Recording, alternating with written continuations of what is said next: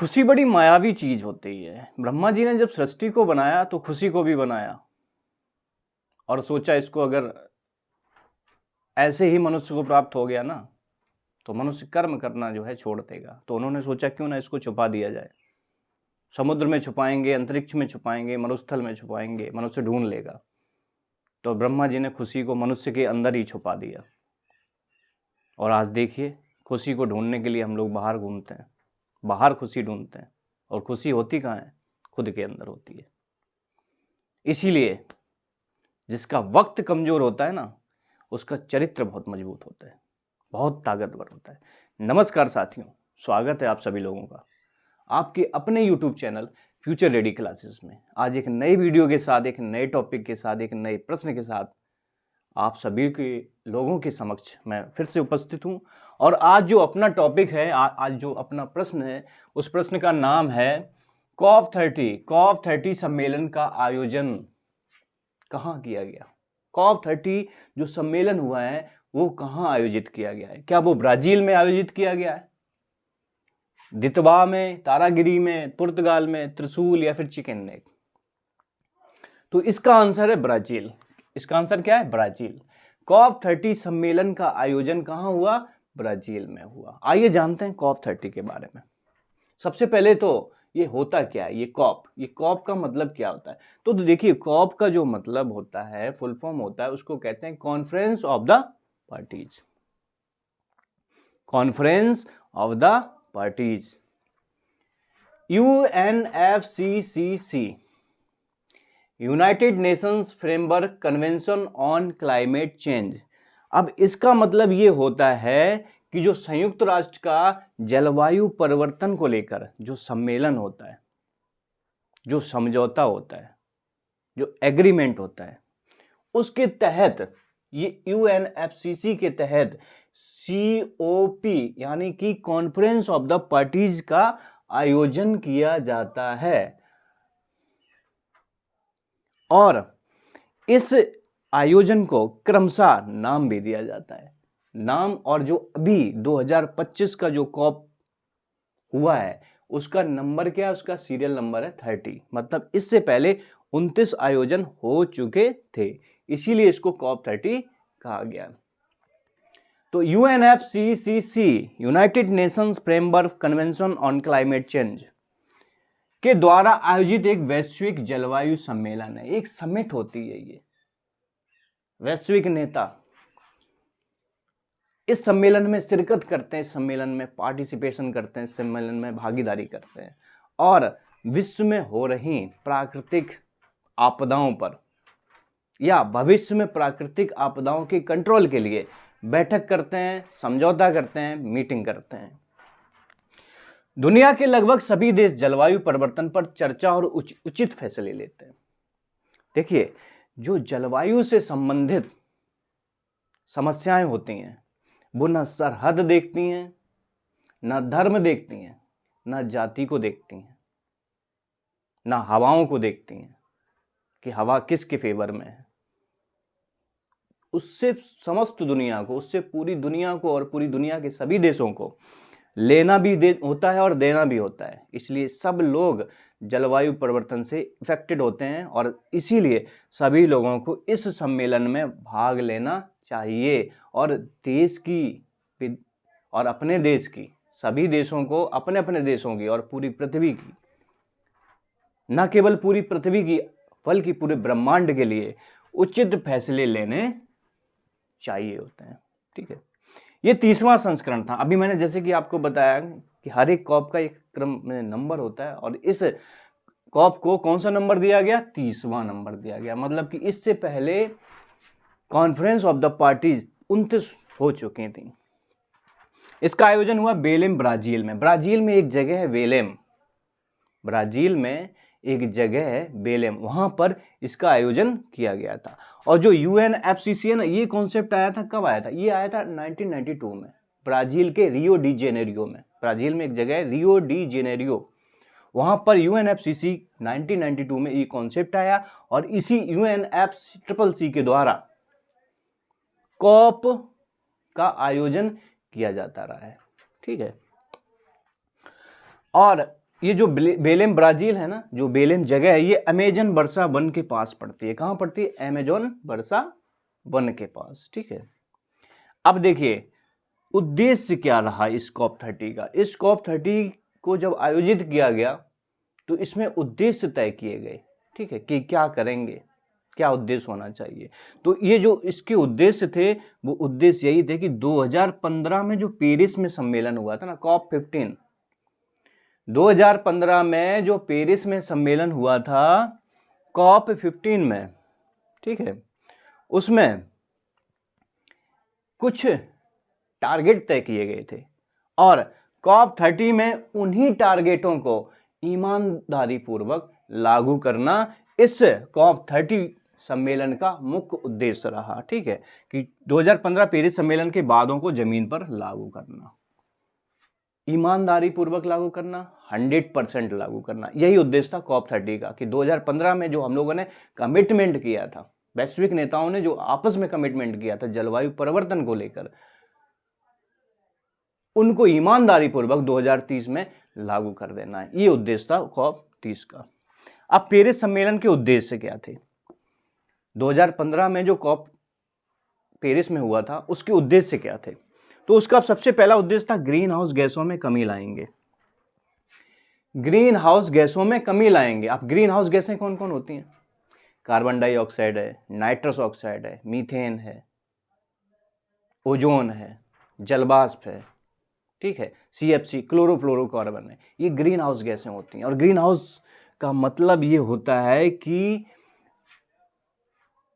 वातावरण, मतलब कि पृथ्वी के वातावरण में ये गैसें गर्मी को पैदा कर देती हैं। ठीक है, इन गैसों की मात्रा ज़्यादा होगी तो वातावरण में गर्मी ज़्यादा होगी, ग्रीन हाउस इफेक्ट बढ़ जाता है। ठीक है, जितनी ज़्यादा ये गैसों का उत्सर्जन होता है, ग्रीन हाउस का इफेक्ट भी उतना ही ज़्यादा बढ़ जाता है। तापन को फैला देती हैं, पूरे वातावरण में ताप को बढ़ा देती हैं। और जब ताप को बढ़ा देती हैं तो उससे क्या होगा? उससे जो होगा अभी बताने वाले हूँ। दूसरा इसका टारगेट था जलवायु प्रभाव। जलवायु प्रभाव, ग्रीन हाउस गैसें जब अपना इफेक्ट दिखाती हैं अत्यधिक मात्रा में तो जलवायु प्रभाव पड़ता है। और प्रभाव में सबसे पहला प्रभाव पड़ता है बाढ़। ग्रीन हाउस गैसों का इफेक्ट बढ़ेगा, पर्वतों पर जमी हुई हिमालय बर्फ, जैसे हिमालय पर्वत है, ठीक है, अन्य जो भी पर्वत हैं, वहाँ पे जमी हुई जो बर्फ होती है वो पिघलती है, बड़ी मात्रा में पिघलती है। और पिघलने के बाद वो पानी के रूप में नदियों में आती है और नदी समुद्र में मिलती है। जो भी नदियाँ होती हैं समुद्र में जाती हैं और समुद्र में जाने के बाद समुद्र का जल स्तर इतना ज़्यादा बढ़ जाता है जिससे कि समुद्र तटीय एरिया में जो शहर होते हैं उनके डूबने का खतरा बना रहता है। ठीक है, एक तो ये इफेक्ट हो गया। दूसरा बाढ़ के रूप में अभी कई दिनों से देखा गया है कि राजस्थान जहाँ पे कम मात्रा में बारिश होती थी वहाँ बारिश की मात्रा बढ़ गई है। ये किसका प्रभाव है? जलवायु परिवर्तन का प्रभाव है। सूखा, जहाँ पे अत्यधिक अच्छी मात्रा में वर्षा होती थी वहाँ वर्षा नहीं हो रही है, सूखे जैसे हालात हो जाते हैं। चक्रवात, असमय चक्रवात आ रहा है। ठीक है, असमय चक्रवात आता है, जैसे अभी यमन ने नाम दिया है चक्रवात दितवा का। ठीक है, इस प्रकार से चक्रवात जो है इस प्रभाव के द्वारा, जलवायु परिवर्तन के द्वारा बाढ़, सूखा, चक्रवात, गर्मी, ग्रीन हाउस इफेक्ट से गर्मी बढ़ती है, टेम्परेचर बढ़ जाता है। इनकी बचाव के लिए तैयारी, इनके बचाव के लिए देशों की अपनी तैयारी करने के लिए पेरिस सम्मेलन में उद्देश्य तय किए गए थे। फंडिंग और टेक्नोलॉजी, इसका तीसरा उद्देश्य था फंडिंग और टेक्नोलॉजी। जलवायु परिवर्तन के प्रभाव को कम करने के लिए हमें फंडिंग और टेक्नोलॉजी की आवश्यकता है। नई नई टेक्नोलॉजी आनी चाहिए, पैसे की कमी नहीं होनी चाहिए। ठीक, अमेजन और प्राकृतिक संसाधनों की सुरक्षा करेंगे हम। अमेजन को जो है प्रकृति का फेफड़ा माना जाता है। अमेजन जो वन है उनको प्रकृति का, पृथ्वी का फेफड़ा माना जाता है। और उसकी हम क्या करेंगे? उसकी हम सुरक्षा करेंगे। जो प्राकृतिक संसाधन है, पेड़ पौधे, जीव जंतु, वनस्पतियां, उनकी हम सुरक्षा करेंगे। 2015 में जो COP हुआ था पेरिस में, उसका ये उद्देश्य था। भारत, अब इसको UNFCCC जो जलवायु परिवर्तन है, भारत का अपना क्या विचार है इसमें, ठीक है। तो भारत ने पहले ही कह दिया था कि हम 2070 तक भारत ने कहा कि हम 2070 तक नेट जीरो उत्सर्जन करेंगे। मतलब कि हम जितना कार्बन उत्सर्जन करेंगे उतना ही अवशोषित भी करेंगे, ठीक है। ये भारत का टारगेट है। और ये टारगेट भारत ने किस कॉप में लिया था, ये प्रश्न बनता है कि भारत ने कहा है कि हम नेट जीरो 2070 तक कर देंगे, लेकिन ये भारत ने कहा कब है? तो ये भारत ने कहा है, कब कहा है? COP26 में। COP26 जो ग्लासगो में हुआ था, स्कॉटलैंड में। ग्लासगो में जो स्कॉटलैंड में COP26 हुआ है, भारत ने खुद अपने एक टारगेट बनाया कि हम कार्बन उत्सर्जन 2070 तक नेट जीरो कर देंगे। नेट जीरो का मतलब अब ये इसका मतलब ये नहीं हुआ कि हम बिल्कुल जो है औद्योगिक क्रियाएं बंद कर देंगे, फैक्ट्रीज में ताला लगा देंगे, ऐसा नहीं है। हम जितना उत्सर्जन करेंगे ना उतना ही अवशोषित कर लेंगे। हम इतनी बड़ी मात्रा में पेड़ पौधे लगाएंगे, हम ऐसी टेक्नोलॉजी विकसित करेंगे कि हम जितना कार्बन उत्सर्जित करेंगे, जितनी ग्रीन हाउस गैसों का उत्सर्जन करेंगे, उतना ही हम अवशोषण भी कर लेंगे, ठीक है। तो इसको जो है नेट जीरो बोलते हैं। और क्या कहा? और भारत ने खुद का एक टारगेट सेट किया कि हम 2030 तक 500 गीगावाट गैर जीवाश्म ऊर्जा का उत्पादन करेंगे। कितना? 500 गीगावाट गैर जीवाश्म ऊर्जा का क्या करेंगे? उत्पादन करेंगे। कब? 2030 तक। 2030 तक, ठीक है। और 2030 तक एक और टारगेट है, 2030 तक भारत कुल ऊर्जा, जितनी भारत की ऊर्जा की जरूरत है उसका 50% नवीकरणीय ऊर्जा के रूप में प्रयोग करने लगेगा। मतलब कि नवीकरणीय ऊर्जा में जैसे आपका सोलर एनर्जी है, सौर ऊर्जा है, पवन ऊर्जा है, जल विद्युत है, ठीक है। इस प्रकार इन ऊर्जाओं का उपयोग भारत अपनी कुल ऊर्जा उत्पादन का 50% करेगा। साथ ही 2030 में 1 बिलियन टन की कमी करेगा उत्सर्जन में। कार्बन उत्सर्जन में भारत 2030 तक 1 बिलियन टन की उत्सर्जन की क्या करेगा? कमी करेगा। भारत ने ये 2030 के अपने टारगेट सेट किए हैं। और जो भारत का सबसे बड़ा टारगेट है नेट जीरो का, वो 2070 तक, क्योंकि भारत 2070 तक नेट जीरो क्या करेगा? उत्पादन करेगा। अब ये तो बात हुई थी COP30 की। COP30 2025 में कहाँ पे हुआ? ब्राजील में हुआ। लेकिन प्रश्न कभी कभी एक साल पहले का भी पूछ देते हैं कि COP29 का आयोजन कहाँ किया गया था। तो COP29 का आयोजन हुआ है अजरबैजान, एशिया का एक देश जिसकी राजधानी बाकू। तो अजरबैजान के बाकू में COP29 conference of the parties 29 का आयोजन किया गया था, ठीक। ये बात होगी किसकी? ये बात होगी COP30 की, COP30 से रिलेटेड जानकारियों की। अब अगला नंबर आता है दितवा का। ये क्या है? तो भैया ये कोई जगह नहीं है। ये क्या है? ये कोई जगह नहीं है, ये चक्रवात का नाम है। ये क्या है? ये एक साइक्लोन का नाम है। और इसका नाम देने का श्रेय किसको दिया जाता है? यमन को। यमन क्या है? एशिया का एक देश है जो सऊदी अरब और ओमान के साथ अपनी बाउंड्री को शेयर करता है, ठीक है। और दितवा एक अरबी शब्द है। दितवा कौन सा? अगर दितवा पूछा जाए ये किस भाषा का शब्द है, तो आंसर क्या आएगा? अरबी भाषा का शब्द है। और अरबी भाषा में इसको कहते हैं खारे पानी की झील। अरबी भाषा में इसको दितवा बोलते हैं, और अगर इसका हिंदी रूपांतरण किया जाए तो इसको बोलते हैं खारे पानी की झील। यमन के पास सकोट्रा नामक द्वीप है। यमन जो है देश है, उसके पास ही एक सकोट्रा नामक द्वीप है, और वहां पर स्थित झील का नाम क्या है? दितवा। इसीलिए यमन ने इस चक्रवात को क्या नाम दे दिया? दितवा नाम दे दिया। क्लियर? श्रीलंका में हुई तबाही जिसकी मदद हेतु, हाँ, इससे सबसे ज्यादा तबाही हुई है श्रीलंका में और भारत के साउथ के जिलों में, ठीक है। साउथ के स्टेट में, वहां के जिलों में इससे सबसे ज्यादा तबाही हुई। भारत ने श्रीलंका की मदद हेतु एक अपना ऑपरेशन चलाया। इसको ऑपरेशन का नाम क्या दिया गया? ऑपरेशन सागर बंधु।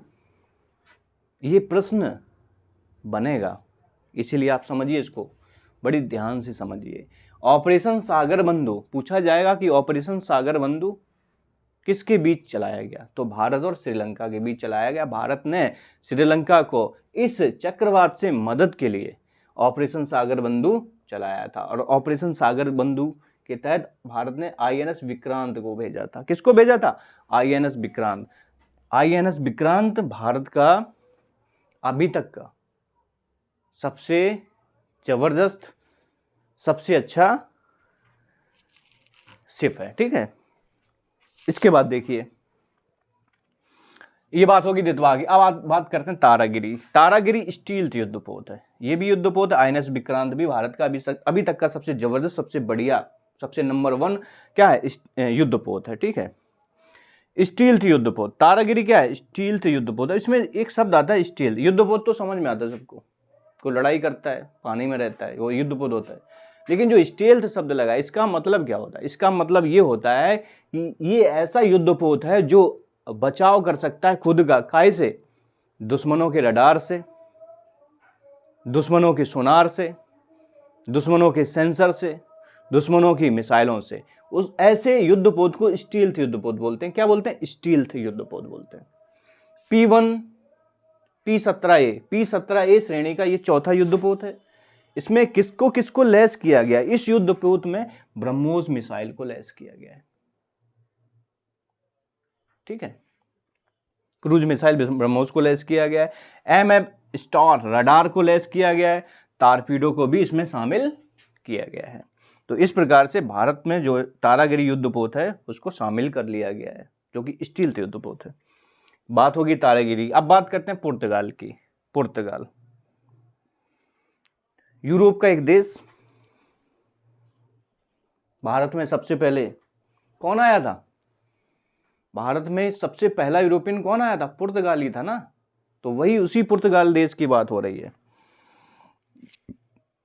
वास्को डी गामा आया था ना, वो पुर्तगाल ही था। और उसी पुर्तगाल देश की बात हो रही है कि इसने अंडर 17 विश्व कप ऑस्ट्रिया को हराकर, अंडर 17 विश्व कप ऑस्ट्रिया को 1-0 से हराकर पहली बार जीत लिया। पुर्तगाल ने फुटबॉल का अंडर 17 वर्ल्ड कप किसको हराकर जीता? ऑस्ट्रिया को। ऑस्ट्रिया की राजधानी वियना, ऑस्ट्रिया की राजधानी वियना, पुर्तगाल की राजधानी लिस्बन।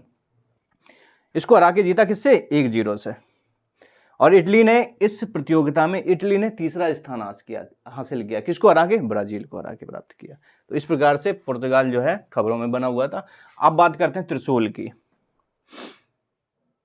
त्रिशूल सैन्य अभ्यास है, और वो सैन्य अभ्यास न केवल नेवी का है, एयरफोर्स का है, बल्कि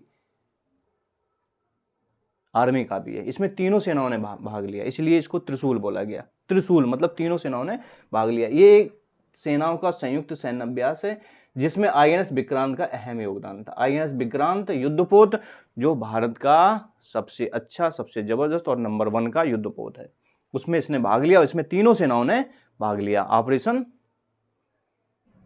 त्रिशूल में, ठीक है, या सैन्य अभ्यास त्रिशूल में। अब बात करते हैं चिकन नेक की। सबसे पहले आप समझिए ये चिकन नेक क्या होता है। देखिए, ये भारत का मैप बना रहा हूं मैं, ये भारत का मैप है, ठीक है। ये भारत का क्या हो गया? मैप हो गया। ये भारत का मैप हो गया। ये जो एरिया देख रहे हैं ना आप लोग, ये एरिया, ये एरिया, ये वाला एरिया, ये देखिए, ये जो एरिया है ना, इतना सा है। कहीं कहीं पे तो इसकी जो चौड़ाई है ना 20 से 22 किलोमीटर है बस। इसको सिलीगुड़ी, पश्चिम बंगाल है ना, वहां पड़ता है ये एरिया, पश्चिम बंगाल में है। इसको सिलीगुड़ी कॉरिडोर भी बोलते हैं।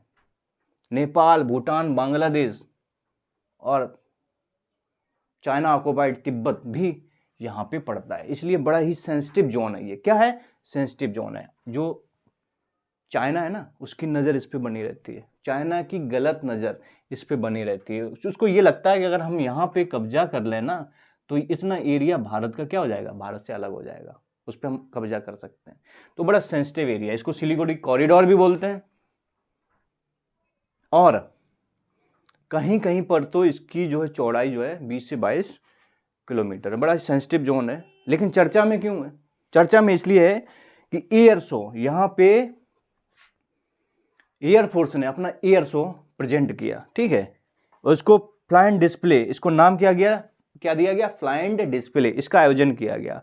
तेजस, राफेल जैसे जहाज़ों ने यहाँ पे भाग लिया। ठीक है,